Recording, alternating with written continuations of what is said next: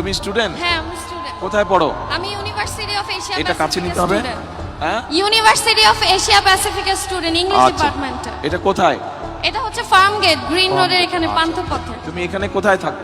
আমি এখানে পুরান কচু খেতে থাকি। পুরান কচু খেতে? জি। এটা তো ভাষানটেকের বাইরে পড়লো।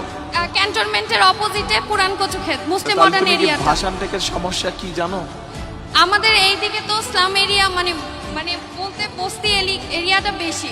তো সাধারণ মানুষের মানে আমাদের ক্যান্টনমেন্টের ভিতরের এরিয়াটা খুব সুন্দর, গুছানো পরিবেশ, সুন্দর পরিবেশ। তো এই দিকের পরিবেশটা যদি আরেকটু সুন্দর হতো, সেক্ষেত্রে আমাদের মানে পুরো জোনটা একই রকম দেখা যেত, সুন্দর দেখা যেত। মানে যাতে সবাই বলে যে ক্যান্টনমেন্ট এরিয়াটা বা কচুক্ষেত এরিয়াটা, ভাষানটেক এরিয়াটা 17 আসনের অন্তর্ভুক্ত আছে, এটা দেখতেও ভালো লাগবে, মানুষের কাছে বলতেও ভালো লাগবে। আচ্ছা, তোমার নামই তো জিজ্ঞেস করিনি। আমার নাম হেনা আক্তার মিম। আমার বাবা হচ্ছে ঢাকা ক্যান্টনমেন্ট বোর্ড ওয়ার্ডের সাংগঠনিক সম্পাদক মোহাম্মদ ফেরদৌস আহমেদ। আচ্ছা, এই যে আমাদের এই বোন একটা কথা বললো, এইটার সাথে মোটামুটি কি আপনারা এই এলাকাবাসী একমত? একমত, ঠিক বলছে? আচ্ছা ঠিক আছে, ওকে, বসো তুমি এবার। ঠিক আছে।